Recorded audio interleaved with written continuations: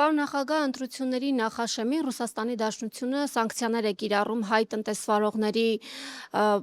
մթերքների վրա, որոնք որ արտահանվում են ԵԱՏՄ շուկա։ Դուք այստեղ քաղաքական ենթատեքստ տեսնում եք, թե ոչ, վերջերս նաև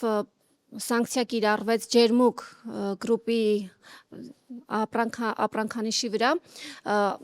Մեզ հայտնի է, որ Ջերմուկ գրուպը պատկանում է Վայոց ձորի մարզպետի, ԿՊԱ-ական մարզպետի հորը, շատերը հենց այստեղ քաղաքական ենթատեքստ են տեսնում։ Ռուսաստանի Դաշնության նախագահը շատ ուղիղ ակնարկել է, որ պետք է Նիկոլ Փաշինյանը ընտրություն կատարի ԵԱՏՄ-ի եւ ԵՄ-ի միջև։ Դուք ինչպես եք տեսնում այդ ընտրության ելքը, այսինքն դուք ինքներդ կարող եք ընտրություն կատարել եւ կարող եք ընտրել երկուսը միաժամանակ, ինչպես եք դա տեսնում համատեղությունը։ Նիկոլ Փաշինյանը ասում է, որ եթե իրենից բացի դուք, Սամվել Կարապետյանը եւ Գագիկ Ծառուկյանը գան իշխանության, ապա անխուսափելի է լինելու պատերազմը եւ ամբողջ քարոզարշավի երրորդ հարկն է կառուցում այդ հարցի վրա։ Լավ, երեք հարկանի հարց է դառնում։ Ես կառաջարկեի, եթե պետք է մենք մի ԵԱՏՄ-ն ավարտենք։ Մի 2-3 անգամ կարող ենք sense պատասխանել ԵԱՏՄ-ի մասով։ Նայեք, ակնհայտ է, որ ԵԱՏՄ-ն եւ Եվրոմիության անդամակցությունը անհամատեղելի է։ Սա ընդունում է նաեւ Հայաստանի իշխանությունը։ Բայց ինչ է ասում Հայաստանի իշխանությունը, ասում է մենք բռնել ենք այս ճանապարհը,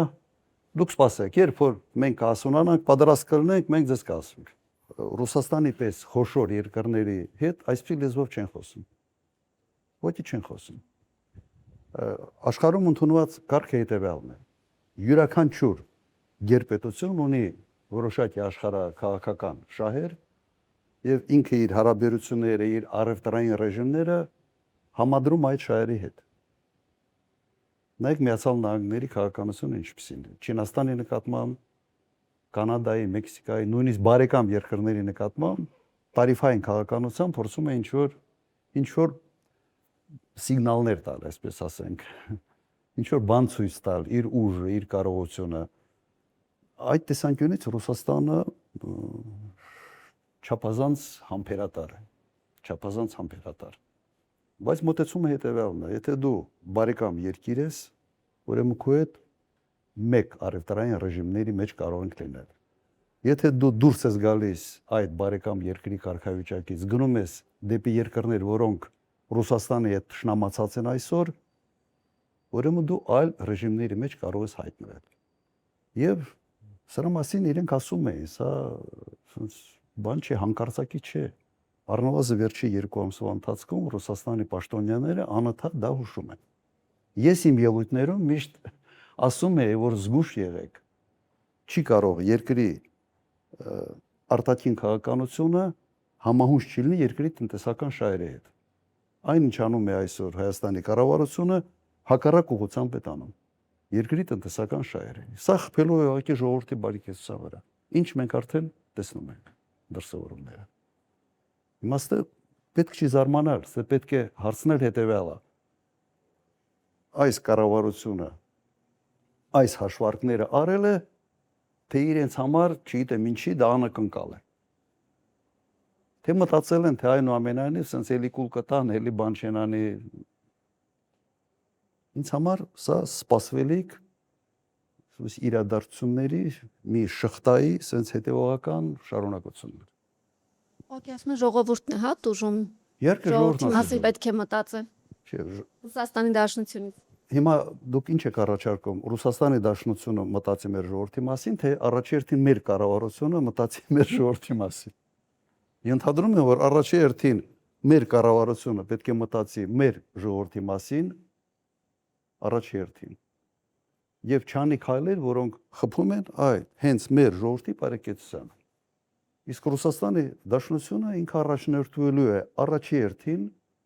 իր պետական ազգային շահերով։ Ուրիշ մոդել ուղղակի չկա։ Իմ տպավորությամբ ես ուղղակի գնահատական կտամ իմ sense հայացքով ոնց եմ տեսնում։ Իրենք համարում են, որ հայ ժողովուրդը բարեկամ ժողովուրդ է, շատ են ուզում, որ Հայաստանի Հանրապետությունը լինի բարեկամ երկիր, բայց այն հարցազրույցները, այն հայտարարությունները, որ անում են պաշտոնյաները, նշանակում է, որ բարեկամ երկիր տեսնելով Հայաստանին, իրենք տեսնում են ոչ բարեկամ կառավարություն։ Եվ փորձում են այդ կառավարությանը հուշել, որ սա անվերջ չի կարող շարունակվել եւ սա հետևանքները ունենալու։ Վլադիմիր Պուտինի հետ հեռախոսով 200 անգամ խոսելը Նիկոլ Փաշինյանը հայտարարել։ Ինչի մասին է վկայում, վատ թե լավ հարաբերություններ։ Ես կարծում եմ, որ ենթադրում եմ, որ Նիկոլ Փաշինյանը մտածում է, թե